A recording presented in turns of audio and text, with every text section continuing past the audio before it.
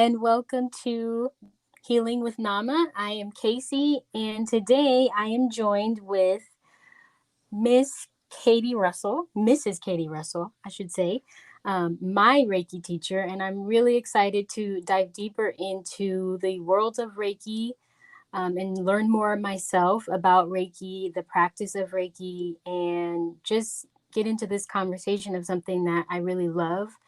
And I'm just really super excited to have Katy here because she's one of my favorite people. She has the best energy. So I just wanted to introduce her. And Katy is an intuitive Reiki master and teacher at Sage Sanctuary in Wildemar, California. She is a professional member of the International Center for Reiki Trainings, Reiki Membership Association, and an ordained minister with the Universal Life Church. She also teaches all levels of Usui Holy Fire 3 Reiki. Um, and she's just an amazing person. So, Katy, I'm so excited to have you here on the show today. You've been such a big part of my journey for the last year since I met you. And you're, of course, the one who attuned me to Reiki.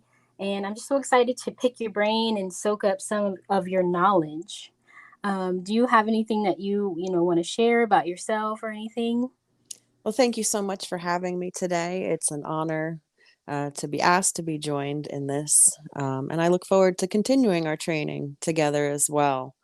Um, you've pretty much covered my bio as far as what I do. I really enjoy teaching Reiki. I knew that when I did my own attunements, receiving when I was a student, that I immediately knew I wanted to continue as a teacher and share this with others. So I'm so glad to hear your response because that's exactly why I continue to do it, as far as how it touches other people's lives as well, and that ripple effect that it has. So thank you for having me today. Yes, of course. And yeah, I remember you saying in one of the trainings that you're like, people would say you're too Reiki, but I feel like you're just the embodiment of Reiki, and it's just in everything that you do.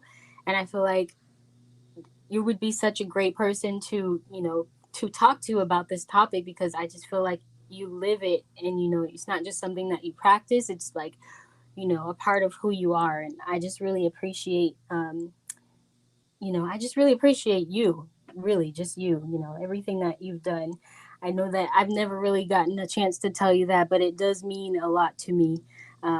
Just having you in my corner, and you've helped me with, different things, and to know that you are available as a source of support has been really helpful for me. Um, can you tell me about how you even started down this path? Absolutely. I started always with an interest in spirituality. As a kid, I kind of had that intuitive aspect, but really didn't know what to do with it. And also, 30 years ago, um, Reiki and this type of work was not as accessible as it is today. So I would find myself more in witch shops, crystal stores, things like that, where the shopkeepers would actually take me under their wing a bit. So I kind of grew up in the psychic medium world, and that's where my interest first started in spirituality. And then as I got older and eventually moved from the East Coast to California, my mentor back home suggested I find a spirit circle group to find like minded people and continue my training in this work. So I did that. I would go to Riverside once a week for a spirit circle where we would meditate together, help souls that were stuck here on earth cross over. And each week they would cover a different modality. And one week was Reiki, and it really piqued my interest. But then I never really followed through with anything on it until probably a year or so later. My best friend back home was having a baby, and in the hospital, they offered her Reiki, and she accepted it and reported back to me that she felt like I was there with her, and it was the same type of energy that I had, and that was really something I should look into. And at the same time, I was had just become my grandmother's home caregiver. So it kind of felt like not only would it be good for me, but also that it was something I could include in my care for my grandmother. So I did level 1 and 2 training in San Diego with Colleen Bonelli. It was over a weekend. They offer intensive training in a 2-day package.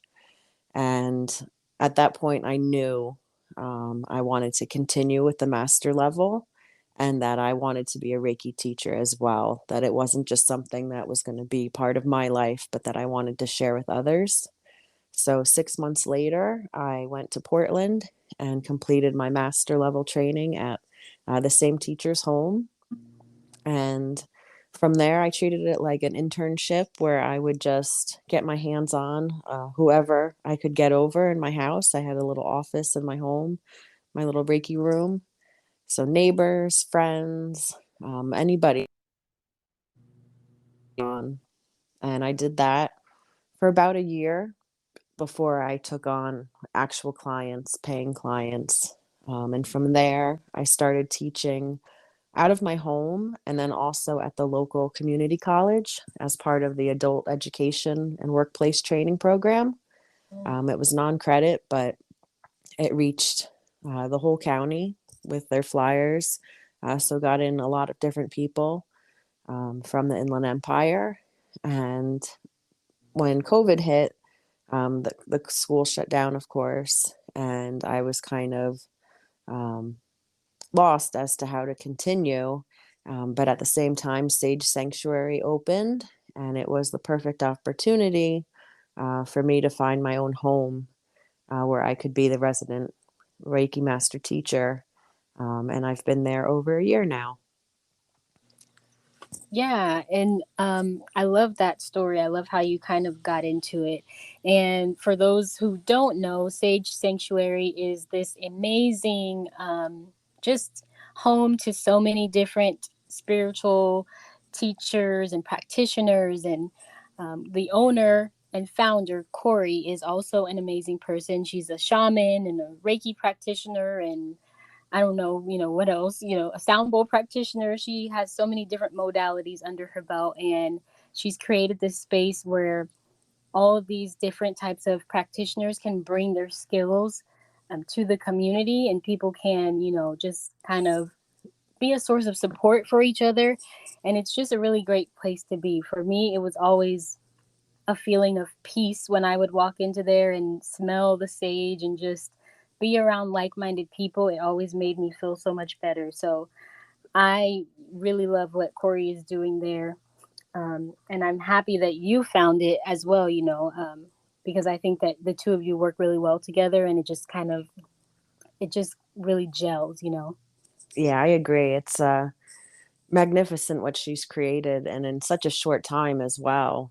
Um, from coming from out of her home, doing full moon circles at her home, and then not having enough room there to expanding at Sage.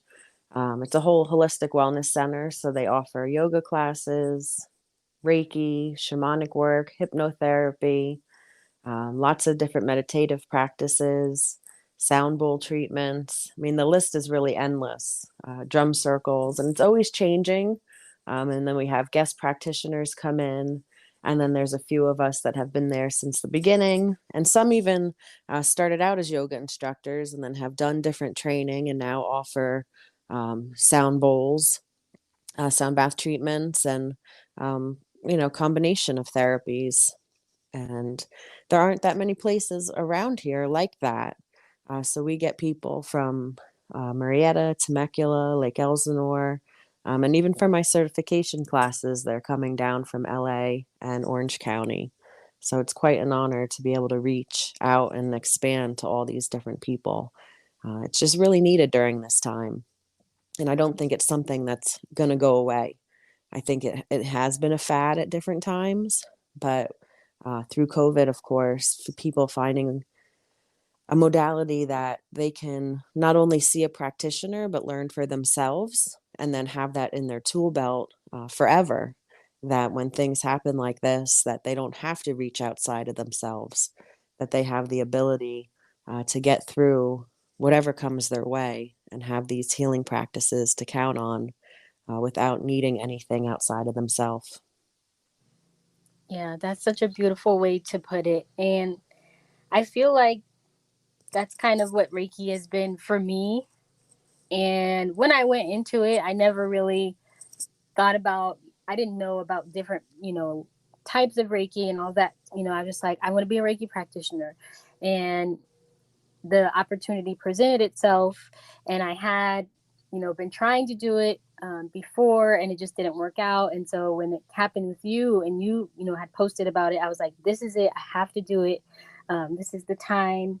And I had a choice between traditional Usui Reiki and Holy Fire, and I was led to go with you and your lineage, with the Holy Fire. And I'm really happy that I listened to my intuition with that decision, because it's been really great, and I've gotten a lot of good feedback from people when I have done. Most of my sessions have been distance. I have done a lot of in person as well, just with people I know, but because of COVID, it's been a little bit tricky to get strangers to want me to come into their space. Of So course. um, but I have gotten so much good feedback, from people, and saying how they felt the energy, and even at a distance, how strong the energy was. And it amazes even me, because as the giver, I don't necessarily always feel. Some Reiki practitioners do feel, different things when they're giving Reiki. I don't necessarily always have that feeling, but to have confirmation that the person that is receiving the Reiki is feeling that energy is really, it makes me feel good. Like I actually do know what I'm doing. So Absolutely. yeah, that makes me happy. And I think there's two parts to that. One is that the feelings come with time and consistency and practice, but also that um, part of this learning is releasing our ego. So receiving that confirmation as far as it's working is nice to have, but we don't necessarily look for the pat on the back. So it takes some time to separate those two things, but you're already on that path, so it's a nice place to be. That Yeah, you know that you're helping people, but it's not about receiving any compliments, things like that. That you just have faith in your practice, you know that it's working, and then you make yourself available if they want to reach back out to you, but you never put the pressure on people that you're going to be following up in a way like checking on them, where they might feel pressure to maybe even lie and say that they really liked it just to make you feel better when really right, it didn't resonate. You can just let right. them be and be in the peace of their healing. Yeah. And I think that's one thing that it definitely has taught me, is to work on my faith, because that is something that I struggle with. Faith, the thing that you can't see, is difficult for me in different aspects. Having faith and not having that confirmation can be challenging for me, Hmm. especially. So, when I just kind of went into my distance session saying, I'm just gonna do it. I'm just gonna do it. I'm not gonna have expectations. I'm not gonna, whatever. I'm just gonna do it and believe that it's working. And then, when I go back after the sessions, they give me that feedback, and I'm just like, okay. So and I've had like different times, and I've told you about pretty much all the times where I've had times where I have really connected, and I'm like, oh my gosh, I had this, moment where I connected with my intuition, or I felt this or that. And it kind of, um, I guess for me, it puts me in my spirit and my body, per Hmm. se, because I'm kind of a person who does a lot of, spends a lot of time in my head. And so I don't always spend a lot of time in my body and recognizing those feelings. And so I think Reiki has been one of those things that kind of forces me to do that in a way. Sure. Yeah, and kind of get in tune with my spirit and my body, and get out of my headspace. I agree. And that's something that I love about Reiki is that it's body, mind, and soul. It really pertains to all three aspects. And even if you feel like you're going in for treatment for one, it's really all three and how they connect and relate to one another. So Yeah. very well put. Yeah. So what is Reiki? How can you kind of break it down for someone who's never really heard of it or doesn't really know about Reiki? Sure. Well, the definition from our textbook that we've learned from through the ICRT is that Reiki is a Japanese technique for stress reduction and relaxation that also promotes healing. So we can't get to a place of healing unless we're in a calm state. And that's when our body and mind are all calm. Also, that allows inflammation to be reduced, and that's when healing can occur. So whether it's you can look at each aspect, your body, whether you're having pain, um, and that can be things like an injury or even um, going in for a surgery, that bringing Reiki in can help you heal quicker. It never replaces medical treatment, but it works in conjunction with it. So even if you're going in for surgery, you would still obviously be having the surgery, but by bringing Reiki in, the healing time can be shortened. Um, the healing itself could be much more optimal than it would be without having Reiki there. And then um, for your mind, it can help relax your mind, bring concentration, focus, allow you to actually foresee your goals more clearly. It's bringing that calm to yourself and really getting back down to your true self. We often carry around all this baggage and these layers upon ourselves that aren't really ours to carry and that we've accumulated over time. And Reiki allows us to peel all these layers back and get down to our true self and really why we're here. You know, we all have a purpose. And that doesn't necessarily mean I'm here to be a doctor or something like that, but a purpose as far as being happy and living our best life while we are here. And it allows us to get clear and be in connection with that purpose. Yeah. And then soul, too, just like you were saying, feeling that spirit within your body. Reiki's not a religion, it's all inclusive, so anybody can learn it and partake. And it's for everyone, even children. Um, and no matter what religion you are, as long as it's, you know, okay with you, it can be applied to your life. Yeah. And I think that's one of the misconceptions that a lot of people have, especially when I talk about holy fire Reiki, because it has the word holy in it. It kind of can be off putting for people Mm-hmm. sometimes. And Absolutely. so I think that that's really good to make that distinction and that, just kind of that say that, it's not religious. It doesn't have any religious effects and it does not go against your religion. Um, but it's also your choice if you Mm-hmm. decide, to partake or whatever. Yeah. And I like, you know, even though the um, word holy fire is HOLY, I like to think of it more as holy, WHOLLY, that it's your whole self, your true self, not Mm. necessarily holy in the religious aspect, but being whole, body, mind, and soul all together. Oh, that's a better way. Yeah, that's a good way to think about it. I think it's just, people just kind of run with the word Hmm. and it's just it has an automatic connotation and Of it's course. this mystical type thing and what are you doing? You're just moving your hands and for somebody who doesn't understand it can be um maybe nerve-wracking or just kind of, strange. Yeah. And so that's why I really wanted to have a conversation with you and just kind of get people to understand what it is and that it's not black magic or something Not at evil or all. dark. It's really something that's light. It's something that's healing and helpful and it's just a different form of healing and It's really more like a meditative practice right. than anything. And when we're channeling that energy and laying hands, it's not our energy that the client is receiving. It's actually coming from source, whatever you see that as, if it's the universe, light, God. Everybody has a different phrase for that. And we pull that through ourselves, passing by our heart and out through our hands to the client. And then if it's at a distance, of course, we're not touching them. We can have um, different tools that we may use as a stand in, or simply be in a meditative state and be sending the Reiki that way. And it's just as effective. I didn't believe in it, to be honest, in the beginning, that distance Reiki would work. And my instructor suggested I just try it before I knock it.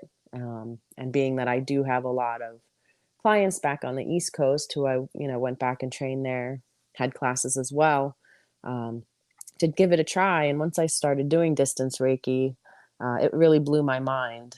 And I see now how well it works, both in person and at a distance. And I say the same thing to people now. Don't knock it till you try it, and you'll really be blown away. Yeah, that's definitely true. And I think too, because there are different types of, different modalities of Reiki, and different practitioners who have not only, are tuned to Reiki, but have different gifts. A session can be different from person to person, from session to session with the same person, so you kind of, I feel it's kind of good to give it more than one try.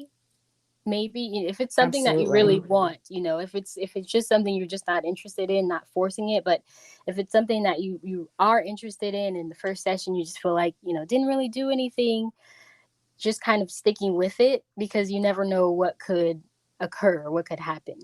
Absolutely. And you said it before about finding the right practitioner. And there's a saying that Reiki finds you when you need it most. And then also that um, don't just sign up for the first class that crosses your path, really investigate and see what practitioner and teacher you feel in alignment with. Look at their bios, photos of them, listen to podcasts, things like this, where you can actually get to know who they are a little bit, and see who's in alignment with you. And even if you don't stick with the same practitioner, um, finding one that does feel right to you. And even at Sage, I'm not the only Reiki practitioner.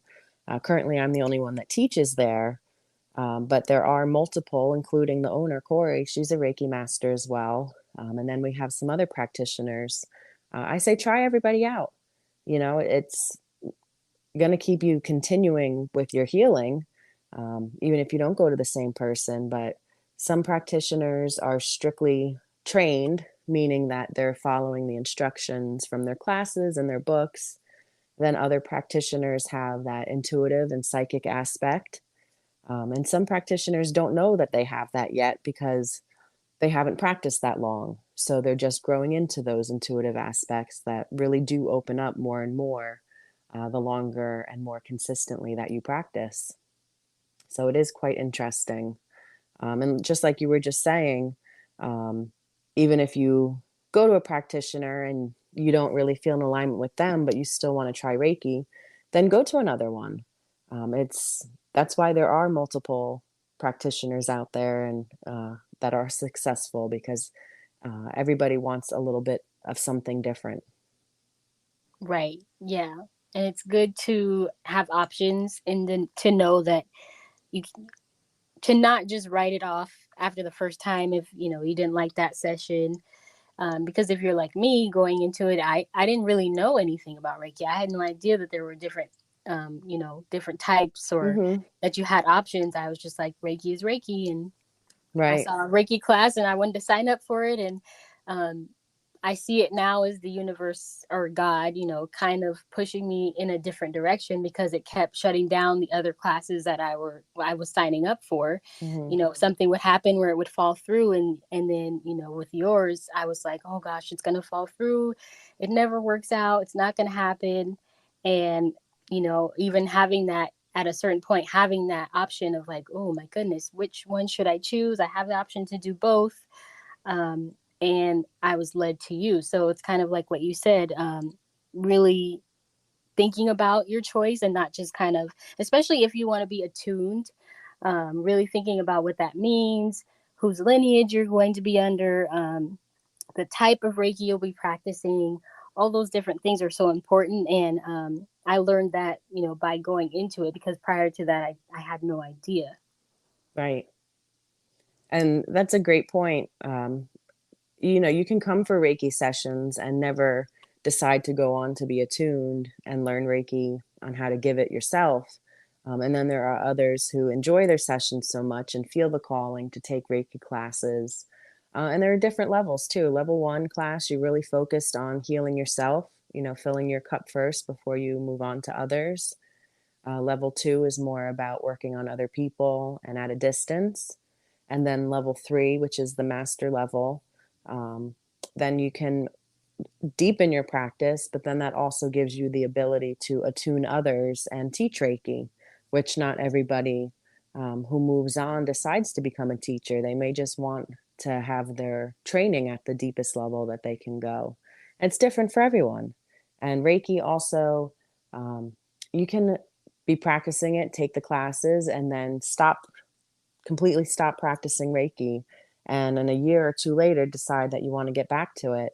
And all that you need to do is think about Reiki flowing, and it starts flowing again for you. You can never lose it.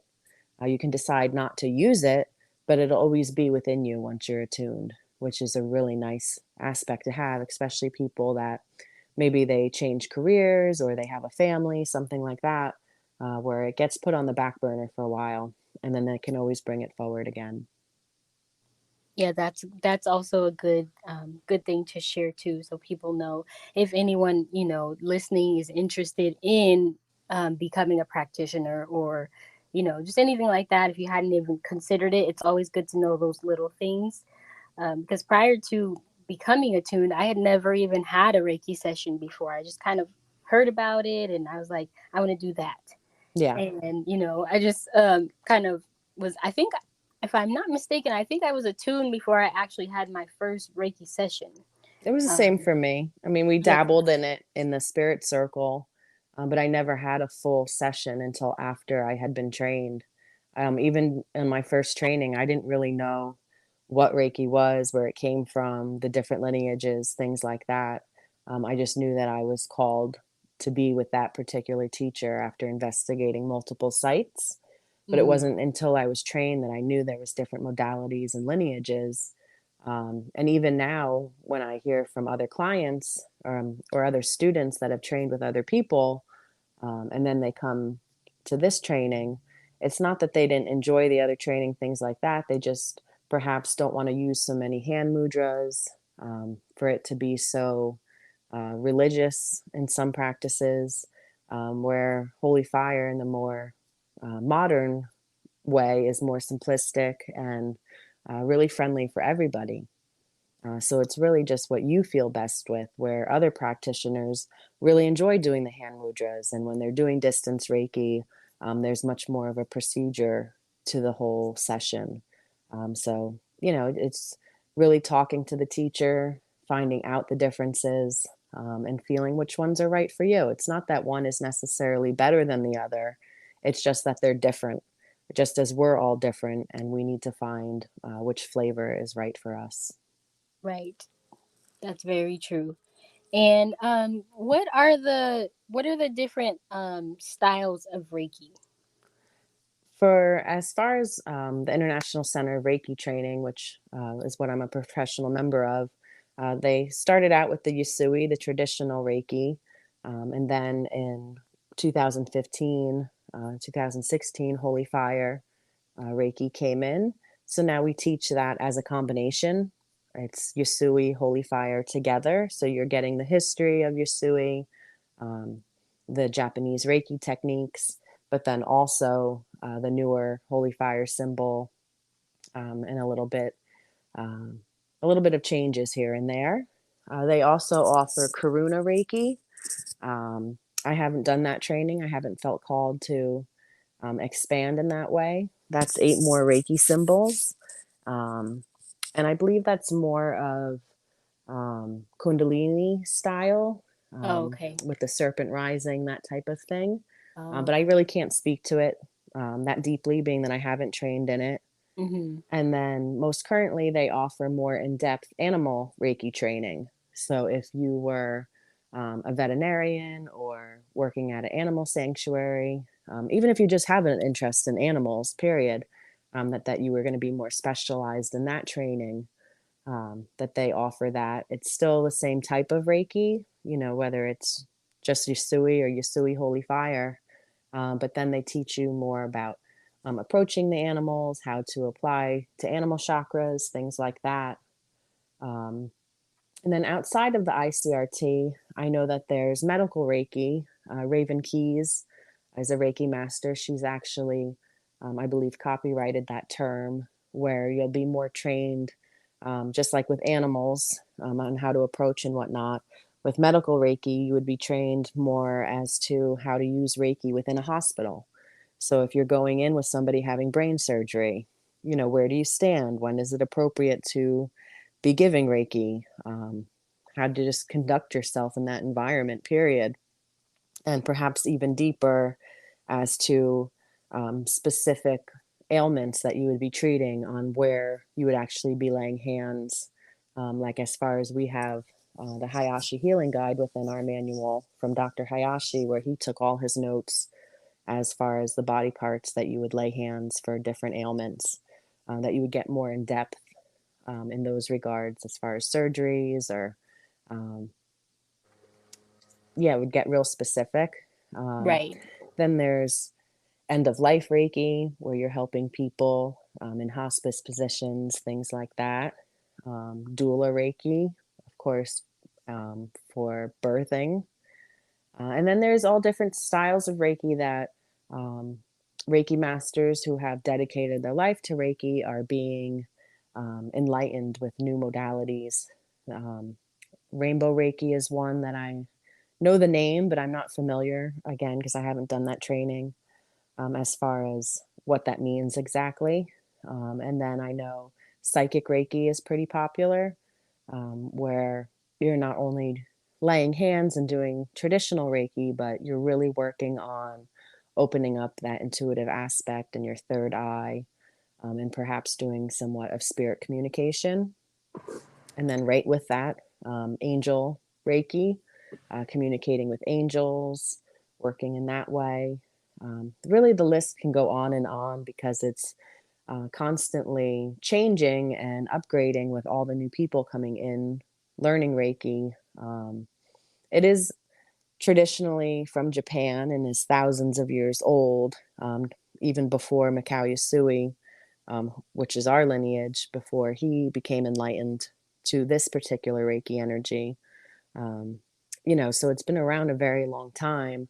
So you'll have people that'll just really want the traditional Reiki, but then there's others who note that, times are changing, people are changing, and so should the modality. So we can keep up with all those changes, and it can be really applied for everyone, everywhere. Um, and there's even, Christian Reiki, where they're more specified in religion. So yeah, the lists are really endless, and it's, Wow. you can do a lot of reading finding one that's really specified for what you want. Where, what we do, the holy fire, Yasui holy fire, kind of encompasses all of it, to a certain degree, but then you can get more specified. Wow, I had no idea that, there was that many different like specializations of it. That's really interesting. And I'm sure I'm not even touching half of them. Wow. I guess yeah, it's like you said, it can be used for so many different things, and it does make sense to kind of make it fit to that specific thing. Like you said, brain surgery. I wish I had someone doing Reiki for me when I had my brain surgery. And just 100%. knowing what to do and where to stand, and I wonder that probably would have made the recovery a lot, more smooth than what it was. Yes. So it's good to have people who specialize in, two things, So that's really good. And then you Uh, also have a lot of doctors, social workers, therapists that are adding Reiki to their practice. Because, like I said, Reiki does not replace medical treatment, does not replace traditional therapy. It's meant to work in conjunction with those different modalities. So these practitioners are finding clients that are doing both separately, and they're seeing the benefit of adding those together. So even having a talk therapist that can include Reiki, where maybe you're not talking the whole time, but including some other touch aspects. And the same thing, just like you were saying with brain surgery, where you have doctors that are, rather than praying, or in conjunction with praying before surgeries, they're also adding Reiki in and seeing the benefits. And that's where I have to really give Raven Keys a salute. During 9/11, she brought a lot of that um, information and knowledge to hospitals in New York City, and they've started to welcome in Reiki more and more, where now there's hundreds, if not thousands, of hospitals that will offer Reiki. And even some have practitioners that are in-house that aren't just volunteers coming, but they actually have a Reiki program. Oh wow, that's really interesting. I'm happy to hear that, honestly. That makes it more accessible to so many different people, and it kind of opens a door and kind of, I guess it makes it more open, and it's not like this closed practice that only this type of person does. Because I've seen, Reiki shares that I've done with you, or even in my own practice, I saw someone at one of the Reiki shares was also praying, so I Hmm. could tell that, by her hand movements that she was Catholic. So she was incorporating her faith with her Reiki.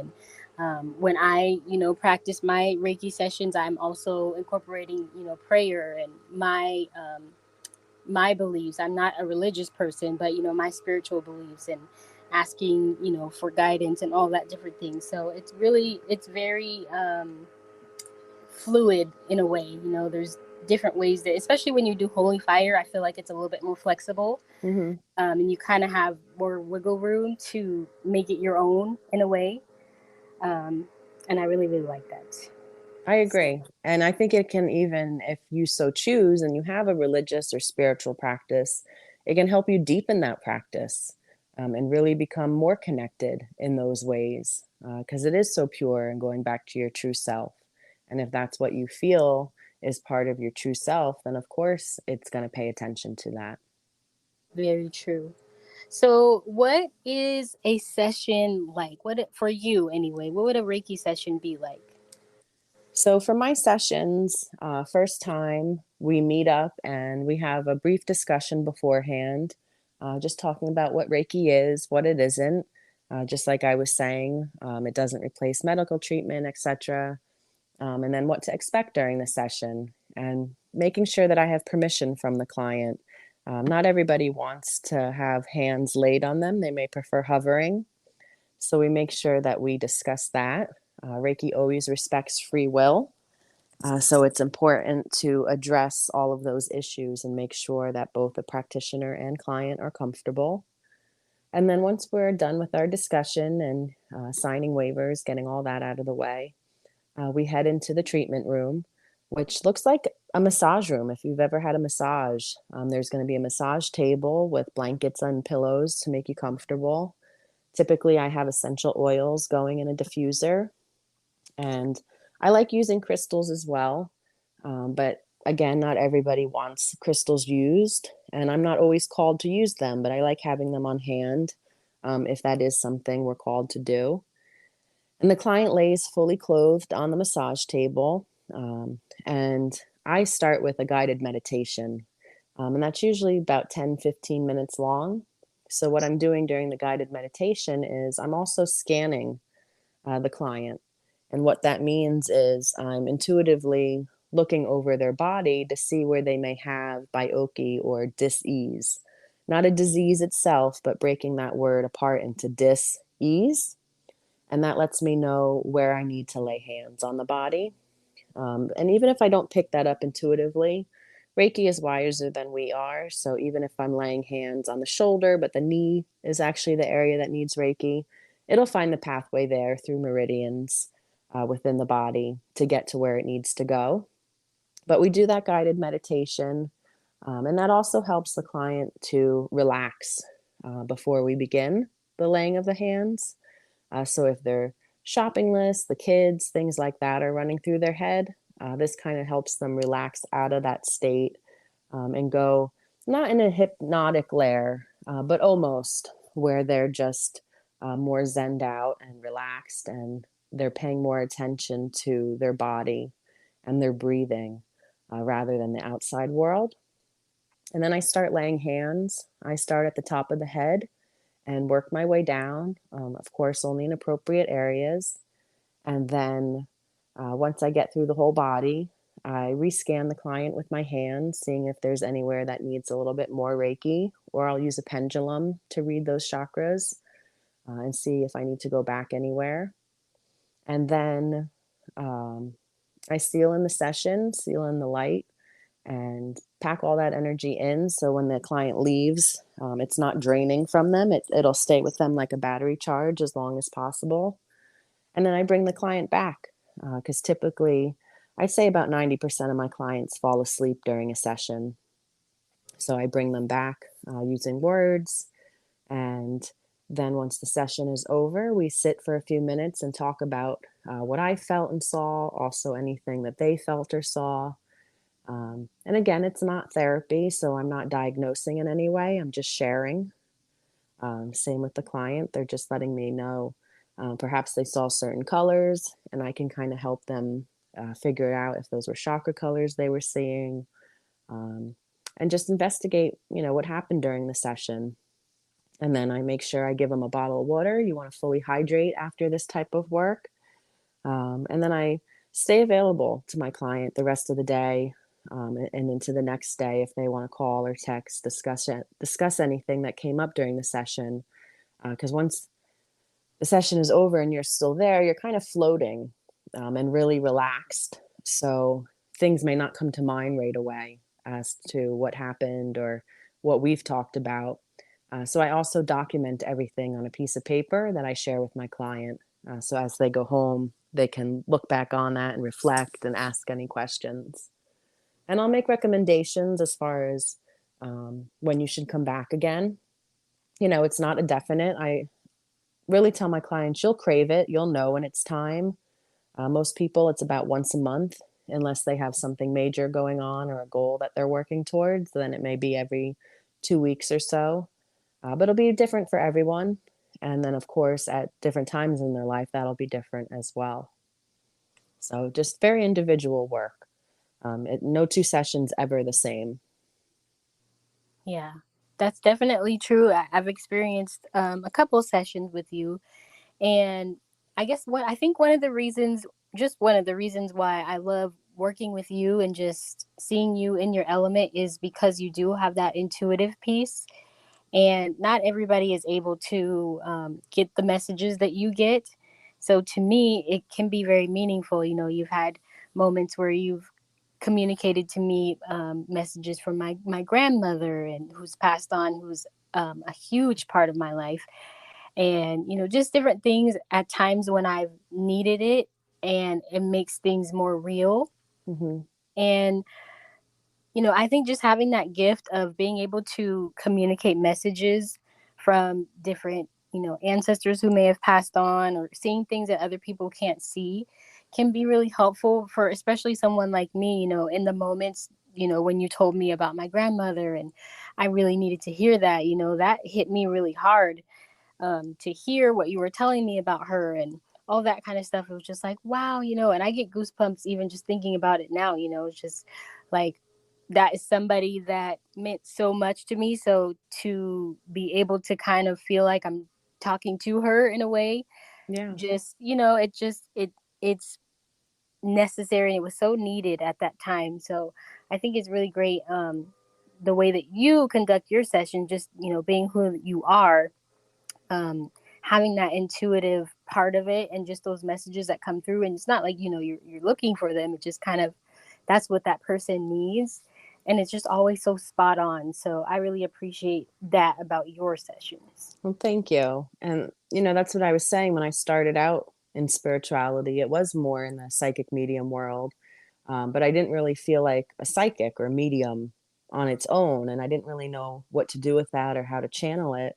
And by becoming attuned to Reiki, I found a way where I'm offering healing and then understand that by receiving those messages and sharing them with others, that's healing as well.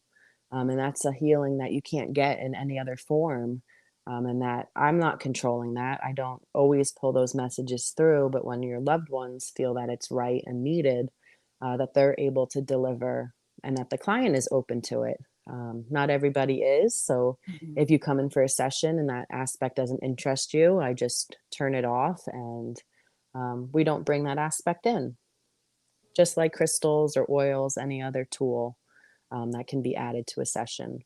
Because, of course, those aren't part of traditional Reiki, they're just complementary spirituality that can be added in.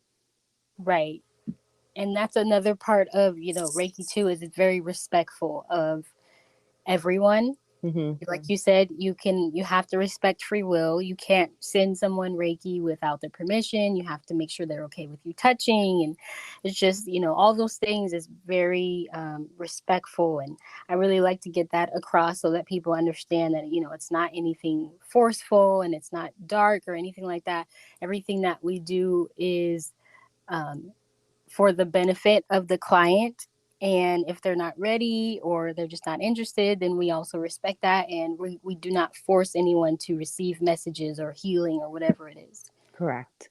I like using the phrase for the highest good of all involved, Right. for the client as well as the practitioner.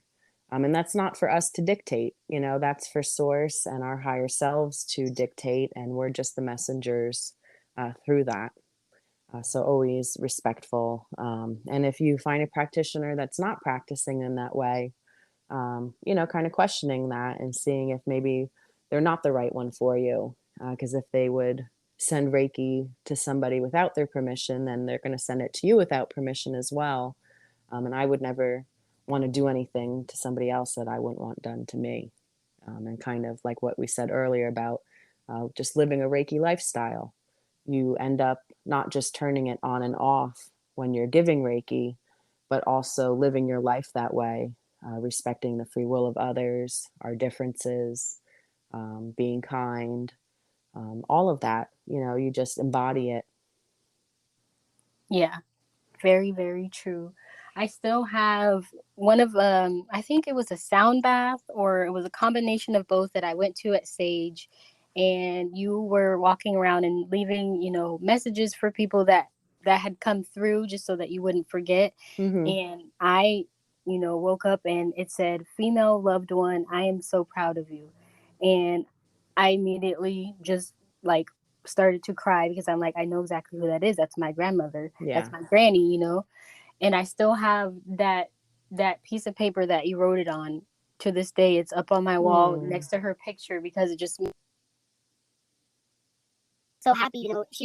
She is just like everything to me. And so to as I get older, I miss her so much, and there's so many things that I would love to share with her. But one thing that you did say was, once they cross over, and this is what I really believe, once they cross over, they don't have the troubles of the world anymore. And so I was like, well, why, how could she be saying all of these things now? And she wasn't, that expressive when she was living. And you were just kind of like, she doesn't have, she doesn't have the weight of the world on her shoulders anymore. She can be her true self.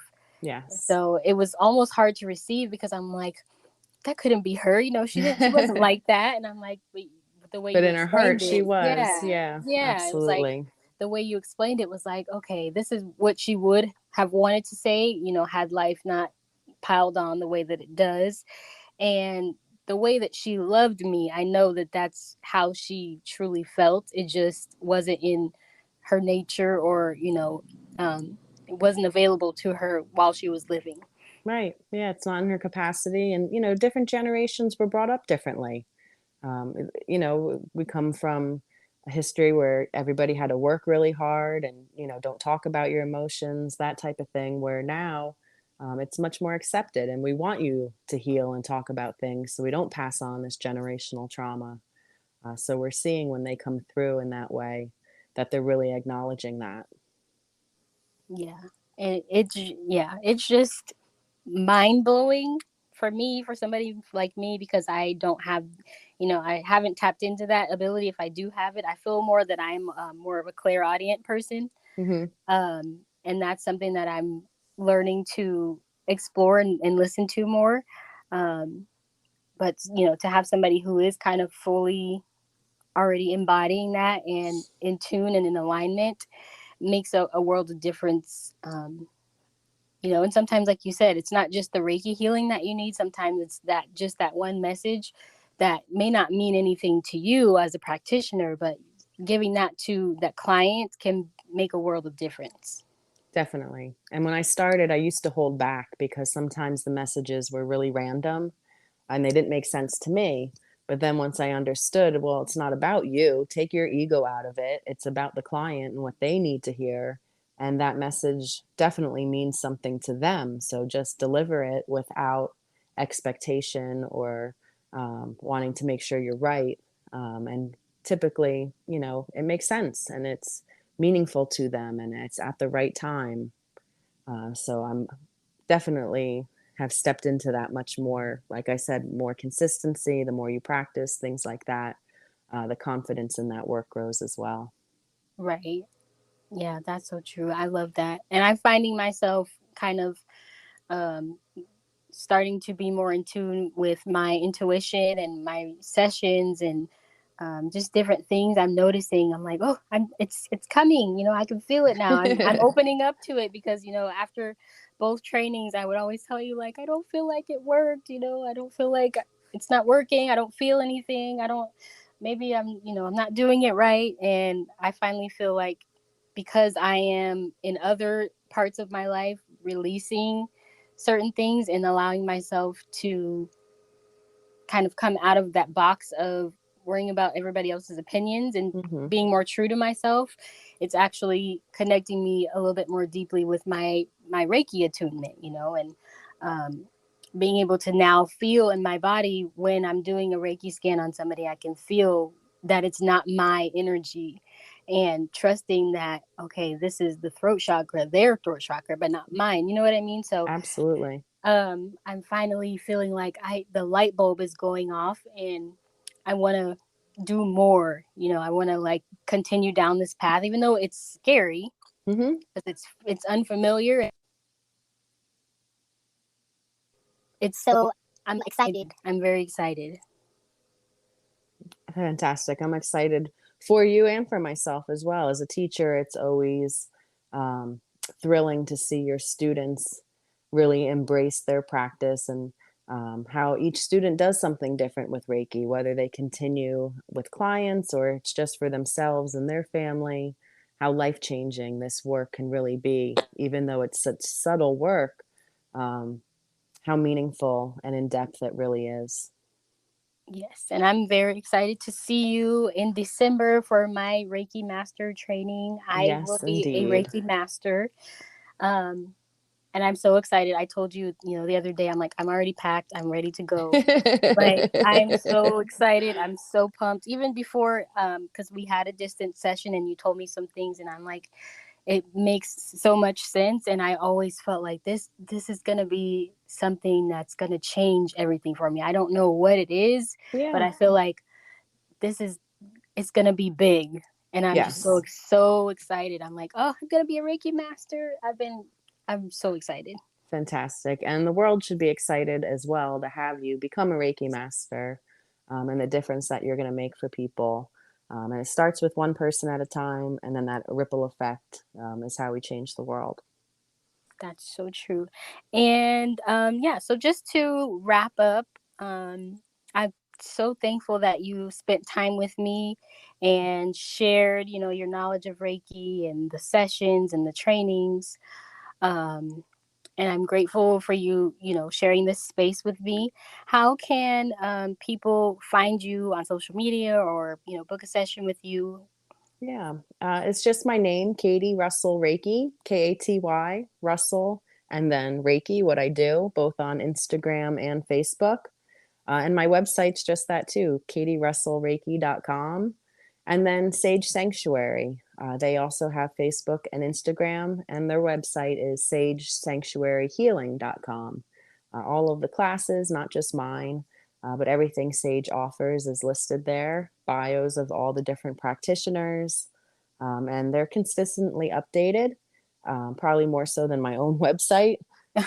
But social media is probably the most current. I try to post daily on things that are going on, and not just events, but anything pertaining to Reiki or thoughts, energy, things like that. that I find helpful and that I think others would as well. And thank you so much for having me. I really appreciate you um, taking the time and having this discussion. And even if this reaches one person that grabs them and has an interest to Reiki, or many, that it's well worth it. Right. Yes. That was my prayer and my, intention is just, if I can just reach one person or two people or, spark someone's interest, I want to take the time to do that. So Thank you. that's what I'm going to use this platform for. And I'm so grateful to have so many knowledgeable people like yourself in my life already that I can pull from to share knowledge, about things that I'm interested in so that I'm also learning too. Fantastic. So thank you so much for joining me. I will see you very soon. Yes, you And will. I hope you have a great rest of your day. Thank you so much, Katy. Thank you, Casey. Take care. You too. Bye-bye. Bye. Thank you for joining me on this episode of Healing with Nama. I hope you enjoyed learning more about Reiki. Don't forget to like, share, rate, and review the podcast wherever you listen to the podcast. And I will see you all on the next episode.